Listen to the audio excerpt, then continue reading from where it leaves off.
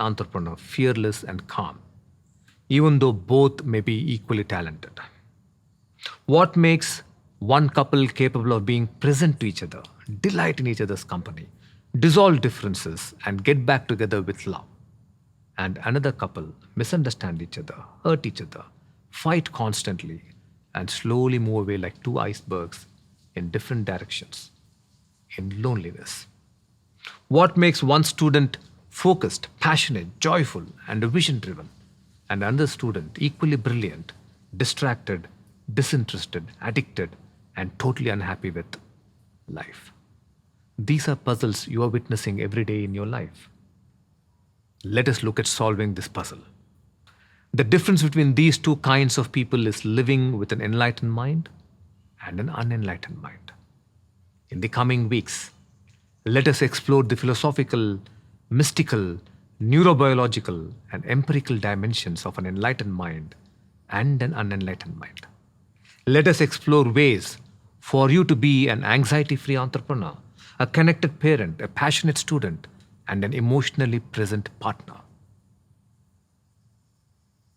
This time that we are together is to awaken an inner power to conquer mental stress, to conquer the numerous challenges of life from an enlightened mind. Sri Preethaji, my wife, and I will lead you into wisdom and ways with which you can nurture an enlightened mind. I am Sri Krishnaji, co-creator of Ekam, along with my wife Sri Preethaji. Our vision is to create 80,000 engaged, enlightened people on the planet. Our vision symbolically is to create you into Buddha driving an eco-friendly Benz with your loved ones. Here, Buddha refers to an enlightened mind. An eco-friendly Benz refers to your abundance you will experience in your external life. And journeying with your loved ones refers to you being engaged in the world. Historically, if you have seen, there have either been enlightened people or achievers. There has very, very rarely been a combination of the two. And we want to create this extraordinary fusion that the earth needs today. Namaste.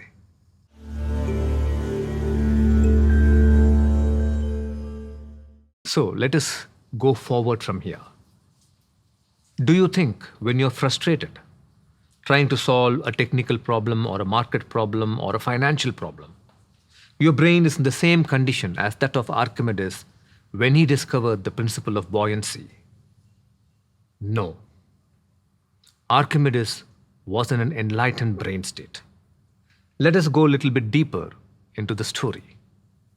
The king of Syracuse challenged Archimedes, who was his court scientist, to test if the crown given to him by the goldsmith was made of pure gold or not, without melting it.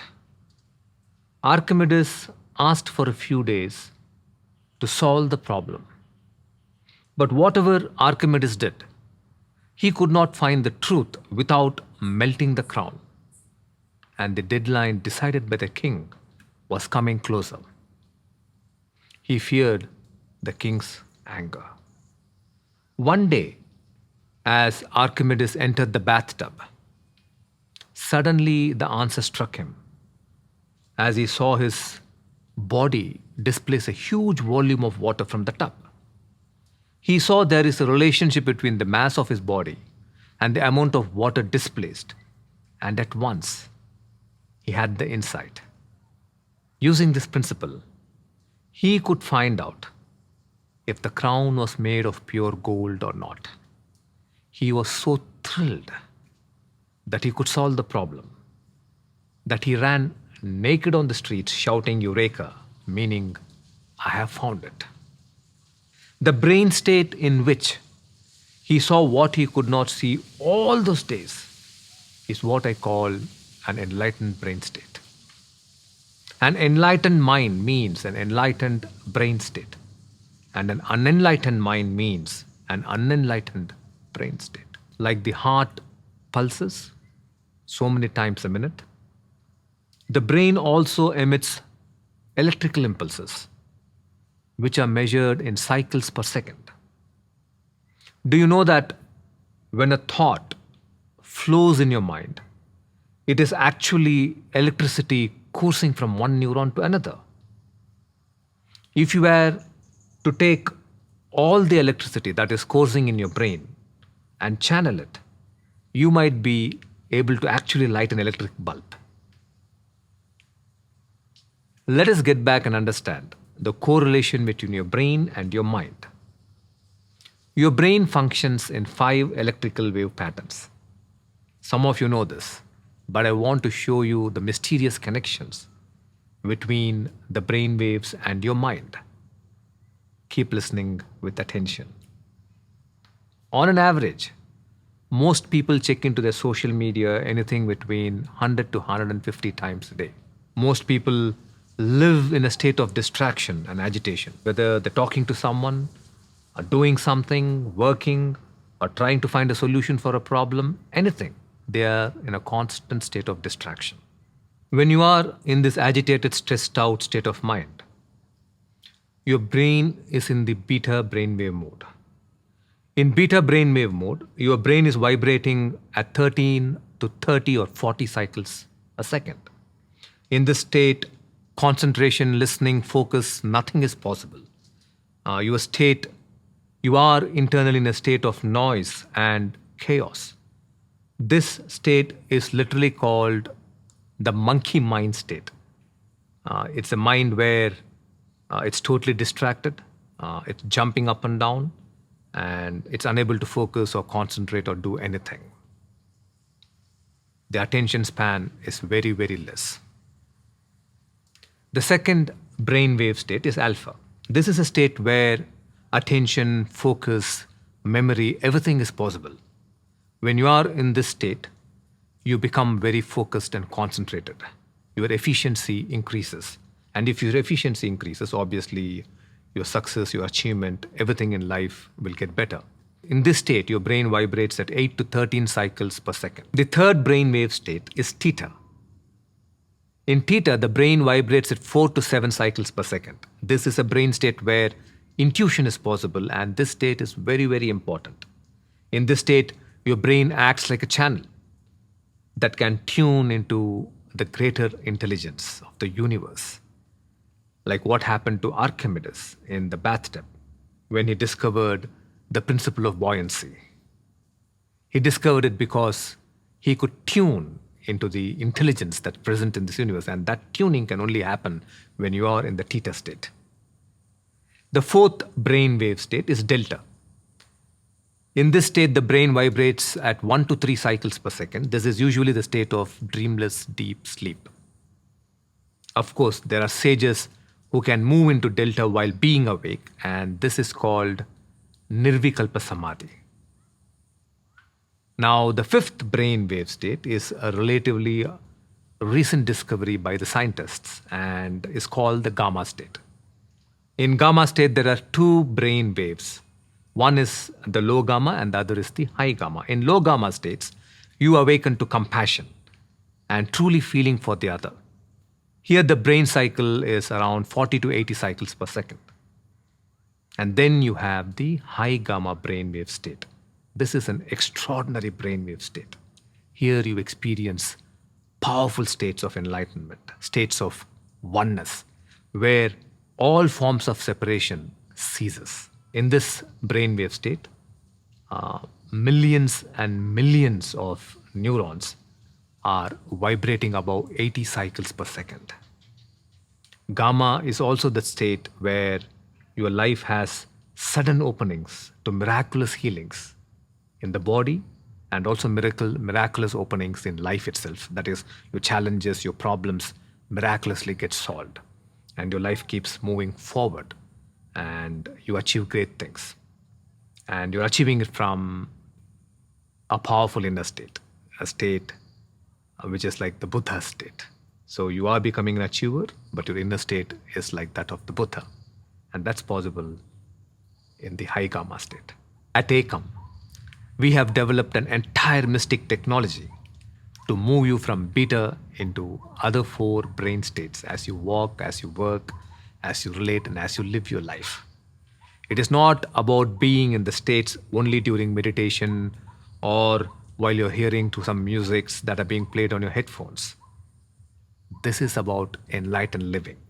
What does that mean? It means you living in that enlightened state of mind as you're relating to your family, as you're relating to your friends, as you're relating to your children, as you're relating to your work, as you're going about living your daily life. It is about living in an enlightened state, a state of the Buddha, where you're present to life. And that is our vision.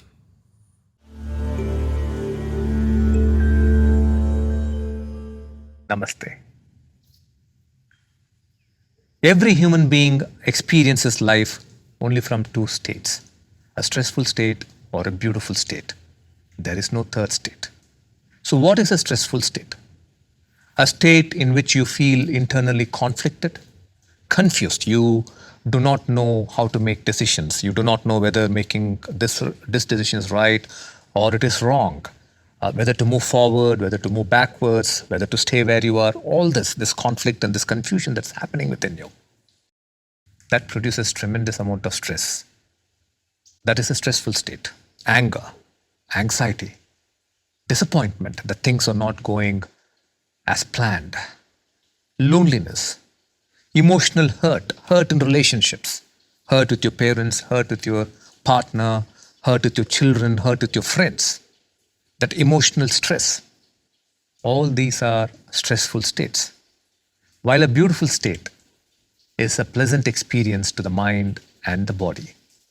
Joy, love, calm, connection, gratitude, feeling grateful, passion, being passionate about what you're doing, being passionate about what you want in life, and courage.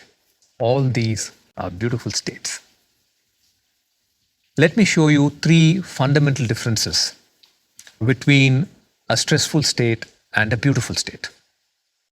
The first difference, in a stressful state, your thinking goes in circles. You keep thinking the same thing again and again, over and over. You're neither moving forward, you're not able to make a decision, you just do not know what to do. You're just in the same spot. In a stressful state, there is no creativity. There is no intelligence. Your mind is cluttered with the same thoughts, same old thoughts. If you bring a little bit of attention to your thoughts, it will be the same old thoughts that's going over again and again. And what happens in the process? You become dull and ultimately you make unwise choices. In a beautiful state, you enter inner spaciousness. There is tremendous amount of spaciousness within you. And from this space emerges clear thinking. You find wise solutions. Solutions to the problems, to the challenges that is facing you. The second difference, in a stressful state, you simply can't be connected and present to people's feelings. This is impossible. How can you be connected or feel the other while you are in a stressful state? You cannot experience anything in life. For example, even the taste of food, the texture of the food, or the nature around you, or any experience in life, you are unable to experience it. In a beautiful state, you are present and connected to life. Your energy is not dissipated, it is focused. You enjoy life, you relish it. You feel great to be alive, to wake up, to relate, to focus, to work, to learn. You feel truly alive. Every second of your life, every day of your life feels purposeful, meaningful. Living in a beautiful state is the greatest art every human being should learn and every leader must learn. The third difference, in a stressful state, your health and longevity is one of the first casualties. See, thousands of years ago, when we were still hunter-gatherers, let us say a wild boar or a bear or a rogue elephant chased us. In response to the danger, your body got flooded by huge loads of sugar necessary to run and escape. And in the process of running and exertion, Your body burnt all the glucose. Today, when confronted by life's uncertainty and continuous challenges, it could be either professionally or personally, you live in stress day in and day out for weeks and months. Your body gets dumped each time with glucose. Your blood glucose levels are continually elevated because there is no way you're burning it. As glucose grows, insulin grows in the body to cope with it. As insulin grows, it has a direct impact on the heart. It weakens the heart and leads to many other problems. In a beautiful state, stress dissolves quickly, giving way to great presence to life. Your body's enzymal harmony is not tampered. The trillion cells in your body are in perfect communication with each other. Therefore, the most important question you need to ask yourself in any situation is, from which state do I want to live my life? There are only two states. Your child is adamant. From which state do you want to respond? A stressful state or a beautiful state? Your team is behind schedule by a fortnight. From which state do you want to respond? From a stressful state or a beautiful state?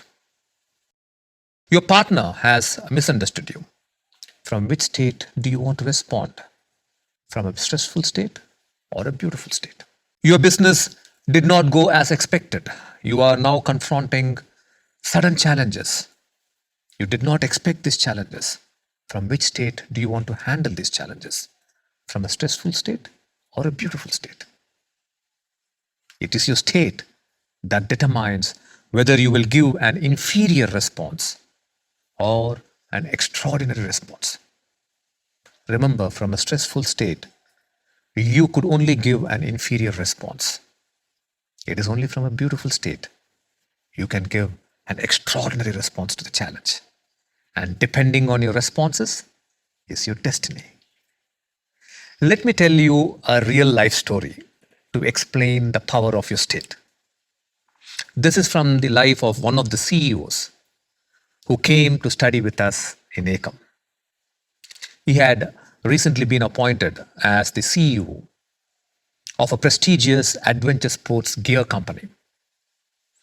When he took over the company, he was presented with the first challenge of turning around its sinking finances.